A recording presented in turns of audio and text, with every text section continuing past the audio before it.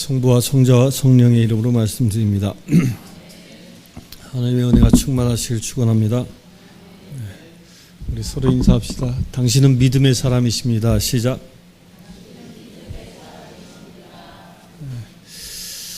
믿음으로 승리하시길 축원합니다.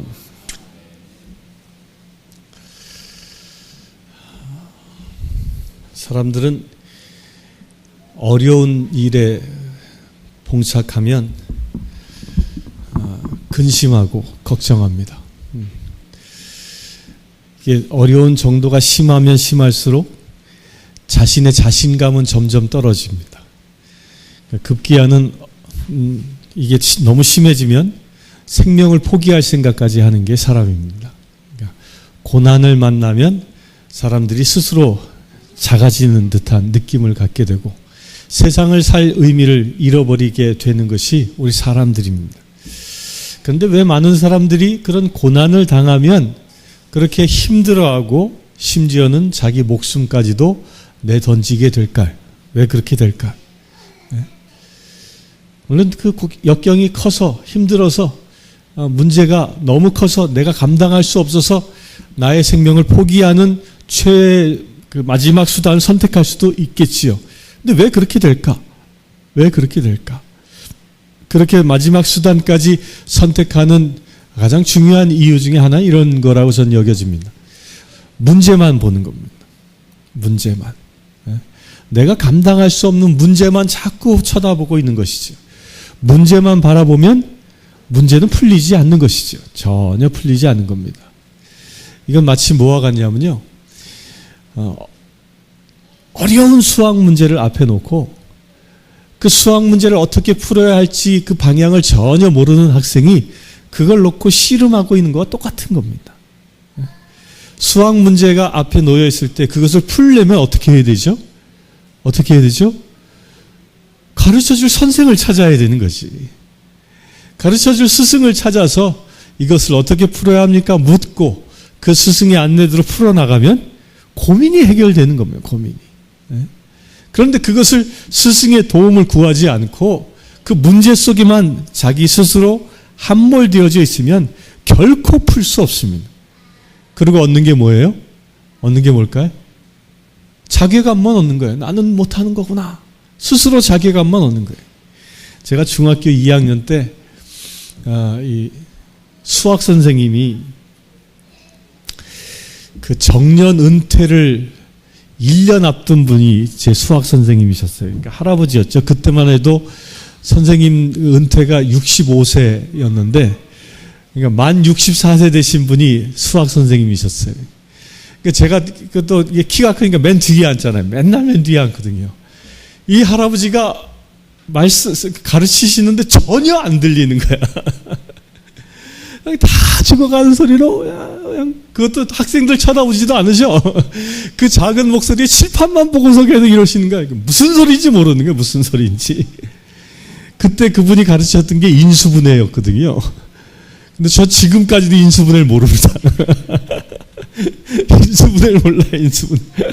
인수분해처럼 어려운 게 없는 것 같아, 지금까지도. 아무도 가르쳐 주지 않는 거예요. 왜 거기서 모를까요? 스승을 만나지 못하니까. 가르쳐 준 스승을 못. 그러니까 그 고민 속에서 헤매이는 거예요. 그 고민 속에서 벗어날 수 없는 것이죠. 오늘 읽은 구약의 말씀에 보면 요셉이라는 인물이 나옵니다. 그 요셉은 이 참 얍삽한 면이 있지 않습니까? 요셉을 잘 보면요. 요셉을 잘 보면 오늘 말씀에도 자기 아버지의 첩인 빌하와 질바의 그 아들들을 이렇게 돌보는 일도 하는데 어떻게 해요? 고자질하잖아요, 막. 자기 이복 형제들인데 이복 형제가 잘못한 일을 눈에 거슬리는 자꾸 그 아버지한테 고자질해서 아버지 눈밖에도 나게 하고 뭐 이런 얍삽한 짓을 해요. 결국 그러다 보니까 형제들로부터 어떻게 돼? 왕따 당한 거예요. 엄밀히 얘기하면. 요셉은 왕따 당한 겁니다. 근데 왕따를 어떻게까지 당했어요? 꿈 얘기까지 하잖아요. 니들이 날 왕따해? 왕따해? 하나님께서 나에게 꿈에 계시해 주셨는데 너희들이 다 나에게 절한대. 뭐 이런 이야기까지 하니까 이게 더 심해진 거죠. 그러니까 왕따가 더 심해졌어요. 결국엔 그 형제들이 그 요셉을 왕따 시키다 못해 어떻게 합니까? 팔아버리잖아요. 요셉 땅에. 근데 놀라운 건 요셉이 그렇게 왕따 당하는 짓을 그 얍삽하게 살아갔지만 요셉이 정작 환난과 어려움에 처했을 때에 그의 처신을 보면요. 왜 하나님이 그럼에도 불구하고 그 얍삽한 행동을 하는 요셉임에도 불구하고 요셉이라는 한 사람을 통하여 이스라엘 백성을 구원케 하시는지를 알게 됩니다. 요셉은 무엇던 사람이었을까요? 요셉이 말씀을 잘 보면 우리가 너무 잘 알잖아요. 그 말씀이 그 이스마엘 사람들에게 팔려가지 않습니까? 팔려갑니다. 팔려가서 어디로 팔려가죠? 에집트로 팔려갑니다. 그 에집트에 또 어느 집에 팔려가죠? 당시에 고관 대작이었던 보디발의 집에 팔려갑니다. 거기서 충성을 다합니다. 충성을 다해서 그 집에 청지기까지 되고 났는데 어떻게 되죠? 그 못된 그 마나님한테 그냥 꾀에 넘어가가지고 모함에 넘어가가지고 감옥까지 가잖아요. 근데 그 말씀을 잘 요셉의 이야기를 잘 보면요. 왜 하나님이 요셉을 사랑하시는지, 왜 하나님이 그 대기근을 준비케 하기 위하여 요셉이라는 사람을 택하셨는지, 왜 하나님이 요셉을 통하여 이스라엘 사람들을 에집트에 불러오게 하시고 큰 민족으로 이루게 하셨는지 그 요셉의 행동을 보면 이해할 수 있는 겁니다. 요셉은 큰 환난을 첫 번째로 형제들로부터 팔림을 당하고, 두 번째로 보디발의 아내로부터 모함을 당하고, 세 번째로 어떤 일을 당합니까? 그 감옥에까지 가잖아요. 그 감옥에까지 가는 그 고초를 겪고 있는 과정 속에서 요셉의 위대함이 있습니다. 그게 뭘까요? 그 뭘까요? 요셉의 위대함은 그 역경 속에서 좌절하지 않는다는 겁니다. 단 한 번도 역경 속에서 실망하지 않고, 그 역경 속에서 좌절하지 않고, 그 역경 속에서 불만하지 않습니다. 그럼 뭘 할까요? 보디발의 집에 팔려간 요셉을 보면요, 그가 그 팔려간 게 뭐예요? 종이에요, 종. 이제 노예가 된 거예요, 노예가 되었음에도 불구하고 그 요셉은 자기에게 맡겨진 일에 충성을 다한다는 것을 보여줍니다. 열심히 합니다. 이 요셉이 이 성장한 배경을 보면 요셉은 어떻다고 그랬어요? 아버지의 사랑을 독차지했잖아요. 그러니까 귀염둥이 취급을 당해, 귀염둥이로서 사랑을 듬뿍 받고 살았던 사람이죠. 그랬던 사람이 어느 한순간 노예로 전락해서 살아간다는 게 쉽지 않을 겁니다. 결코 쉽지 않을 거예요. 온실 안에 화초처럼 걷던 사람이 그 고난을 겪는 거 쉽지 않겠죠. 근데 요셉의 위대함은 그럼에도 불구하고 자기에게 맡겨진 상황을 불만하지 않고 불평하지 않고 거기에서 최선을 다하는 거예요. 감옥에 가서도 어떻게 돼요? 최선을 다하니까 감옥장의 눈에 들어서 거기서 일을 맡아보는 일까지 하잖아요. 최선을 다하는. 그 요셉의 위대함이 뭐였다고요? 역경 속에서 좌절치 아니하고 최선을 다하는 모습을 그가 보이고 있다는 겁니다. 바로 이렇게 최선을 다하는 요셉의 모습을 보시고 하나님이 어떻게 하십니까? 그를 인도해 나가시죠. 여기에 중요한 우리 신앙의 포인트가 있습니다. 우리 사랑하는 성도님들, 여러분들 지금 힘들게 하고 있는 것이 무엇입니까? 여러분들을 어렵게 하고 있는 것이 무엇입니까? 여러분들을 방황케 하는 것이 무엇이 있습니까? 그렇다면 그 방황과 역경과 그 고난을 바라보지 마시길 바랍니다. 무엇을 볼까요? 내가 이곳에서 그럼에도 불구하고 주님의 뜻에 합당하도록 최선을 다해 살아가는 모습을 보인다면 하나님이 우리를 축복하실 줄 믿습니다. 그런 축복을 차지하시길 축원합니다. 베드로를 보면 이 베드로는 이 성격이 어떤 사람이에요? 다혈질의 사람이에요. 뭐 그냥 냄비 같은 사람이에요. 그냥 어느 날 막 확 뜨거워졌다가 어느 날 확 식었다가 이런 사람이 베드로지요. 이 모습이 오늘 복음에서도 잘 나타납니다. 근데 오늘 모습을 잘 보면요, 오늘 복음에 놓치기 쉬운 부분이 하나 있는데 22절에 보면 예수께서 곧 제자들을 재촉하여 배를 태워라고 표현하고 있어요. 재촉했다. 이 재촉했다라는 말을 그 바로 앞에는 어떤 사건이 있었습니까? 22절 앞에는 뭐가 있냐면 오병이어 사건이 있었어요. 오병이어 사건. 오병이어 사건이 일어난 직후에 예수님께서 재촉해서 제자들을 배에 태워 보내시는 장면입니다. 근데 왜 예수님이 오병이어 사건이 막 일어난 직후에 예수님이 당신 제자들을 재촉해서 배를 태워 보냈을까요? 왜 그랬을까요? 요한복음에 보면 그 이야기가 나옵니다. 요한복음에는 오병이어 사건이 일어나자 그 오병이어 사건 현장에 있었던 사람들이 예수님을 어떻게 하려고 해요? 왕으로 추대하려고 합니다. 왕으로 막 추대하려고 막 분위기가 막 이상해지는 거예요. 그것을 딱 간파한 예수님이 제일 첫 번째 한 행동이 뭐냐면 그 군중과 당신의 제자들을 띄워놓는 일이에요. 띄워놓는 일. 그 이상하지 않습니까? 군중들이 막 왕으로 추대하려고 해요. 그런데 왜 예수님은 군중과 제자들을 띄워놨을까? 그것도 재촉해서. 왜 그럴까요? 왜 그럴까요? 아니, 세상적으로 생각하면 좋지 않아요?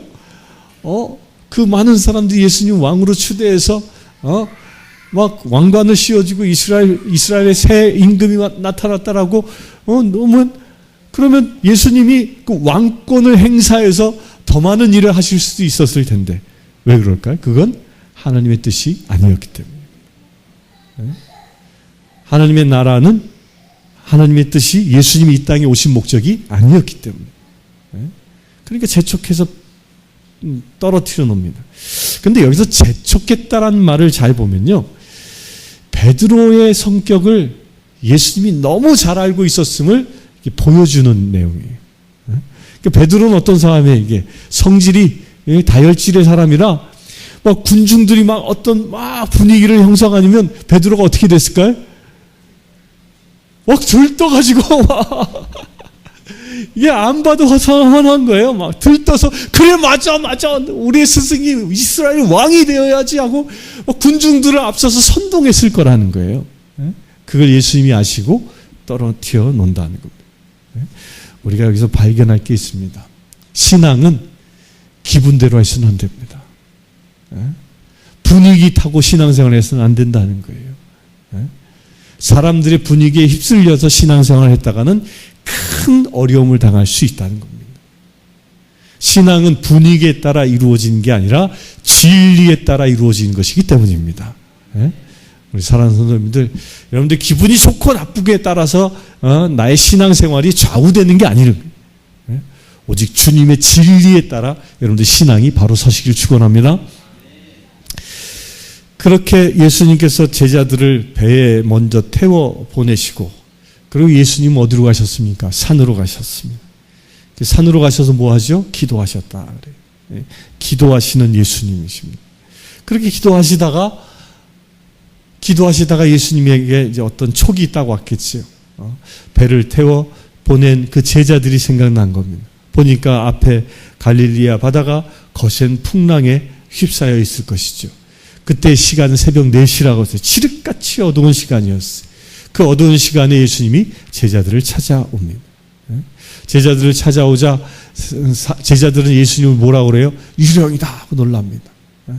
놀라자 예수님이 나다, 걱정하지 마라, 무서워하지 마라, 나다 말씀하시면서 예수님이 제자들에게 다가옵니다. 그때 베드로가 주님이십니까? 라고 묻습니다. 여기서 볼 수 있는 베드로의 모습이 있습니다. 어떤 모습일까요? 흥분한 거예요. 흥분했어요, 베드로가. 그 밤새도록 그 풍랑과 싸우느냐고 지쳐있을 베드로였겠지요. 그렇지 않습니까? 내가 그 갈릴리 가보니까요, 갈릴리 바다는, 그 강은 정말 잔잔하대요. 이 물가에 이렇게 일렁이는 파도도 없어요. 그냥 잔잔해. 근데 그 갈릴리 바다에서 가이드하는 분이 그런 얘기를 하는 거예요. 간혹 가다가 이 갈릴리 바다가 해수면보다 아래에 있거든요. 이렇게 아래 낮은 곳에 있어요. 근데 그 갈릴리 바다에 그 지중해에서 바람이 불어오고 또 이쪽 반대 아라비아 쪽에서 바람이 불어올 때가 있다는 거예요. 맞바람이 불어올 때가 있다는 거예요. 이게 바람이 불어서 이 산을 넘어 내려오는 거죠. 양쪽에서 내려오면서 이 만나는 자리가 갈릴리 호수가 되는 경우가 있다는 거예요. 그럼 어떻게 돼요? 이 호수가 양쪽에서 강한 바람이 내려오니까 한쪽으로만 바람이 부는 게 아니라 양쪽에서 몰아치는 거예요. 그러니까 그때 이 바람을 만나면 배가 꼼짝달싹도 못 한다는 거예요. 거기에 휘둘려가지고 꼼짝달싹도 못 하는 거예요. 전복되지 않으면 다행이라는 것이요. 오늘 말씀에 보면 예수님이 제자들을 배에 태워 보낸 게 언제예요? 배에 태워 보낸 게 오병이어 사건이 끝난 직후예요. 아마도 저녁 나절쯤인 거예요. 하루 종일 말씀을 전하고 굶주려 있는 백성들에게 저녁을 먹였으니까 오병이어로. 그리고 해질녘쯤 보내신 거예요. 해질녘쯤 배를 타고 갔는데 새벽 4시까지 그 갈릴리 중간에서 오두가도 못하고 있었던 거예요. 오두가도. 그 역풍을 만나가지고. 그 갈릴리가 그렇게 큰 바다가 아니거든요. 끝이 보여요. 이렇게. 그럼에도 불구하고 그 몇 시간 동안 근 6시간 넘도록 꼼짝달싹 못하는 위기에 처해 있었던 것이죠. 그건 뭘 얘기해요? 이 베드로와 그 제자들이 그 역풍으로부터 벗어나려고 얼마나 애를 썼겠어요. 그 얼마나 애를 쓰고 지쳐 있을 때에 예수님을 만나는 거죠. 그 예수님을 만나자 베드로의 그 첫 반응이 뭐였어요? 흥분한 거예요. 와, 주님이십니까? 그 흥분의 도가 지나쳐서 어떻게까지 합니까? 예수님이 무리를 걷고 있네? 나도 걷고 싶은 생각이 드는 거예요. 이성적 사고가 뭐가 전혀 없는 거지, 그냥. 미쳐 있는 거예요, 거의.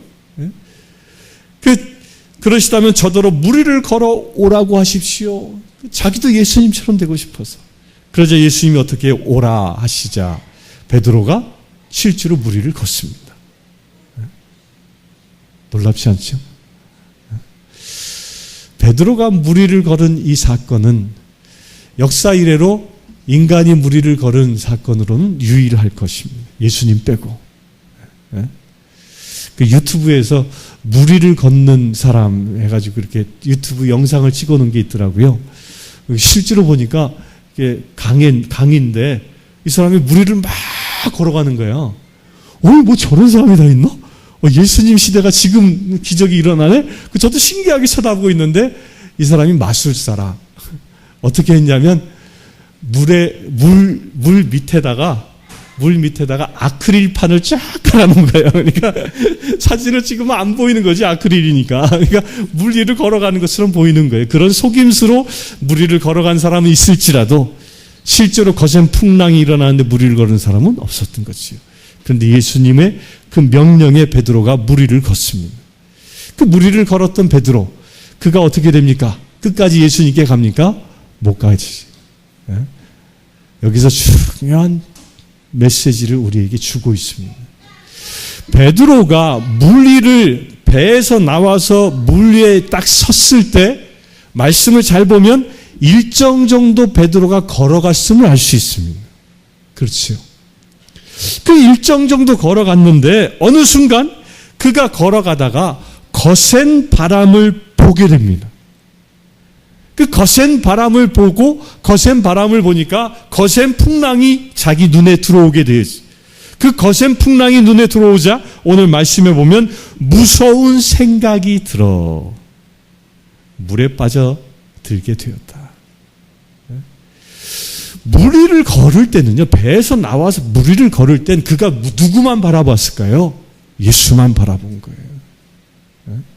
그런데 무리를 일정 정도 걷다가 보니까 바람 소리에 먼저 저의 마음이 흔들렸습니다.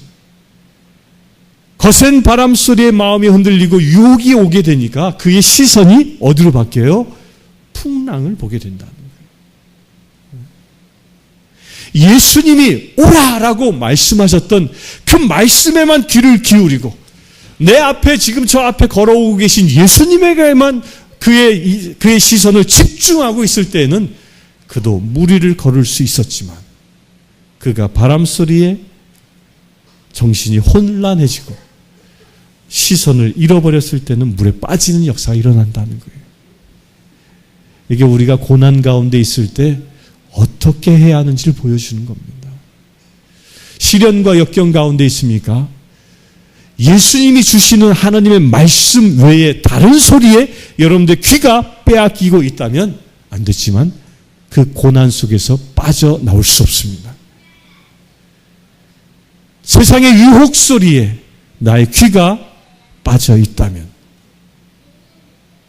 여러분들이 무엇을 듣느냐에 따라 고난과 역경으로부터 이길 수 있느냐 아니면 실패하느냐가 결정되어진다는 거예요. 고난에 있을수록 예수님의 말씀에 귀를 기울이시길 축원합니다. 그리고 고난 가운데에 고난을 바라보면 안 된다는 거예요. 예수님의 말씀을 보면. 고난 가운데 있을 때 있을수록 문제와 환난과 역경 가운데 처해 있을수록 그 문제에 집중하지 말고 무엇에 집중하라? 지금 나와 함께 하시는 나를 부르시는 예수 그리스도에게 집중하라는 겁니다. 그 예수에게 집중할 때 기적이 일어나는 것입니다. 아멘. 기적이 일어나면 믿음이 생기는 게 아닙니다. 베드로는 무리를 걷는 기적을 잠시 경험했습니다. 근데 그 기적을 보고 그가 믿음이 생겼습니까? 심지어 그 사람은 본 게 아니라 그 기적을 실제로 체험하고 있었던 사람이었습니다. 그런데도 그는 믿음이 더 배가 되기는커녕 오히려 믿음을 잃어버리고 만 것이죠. 무엇을 얘기하는 거예요?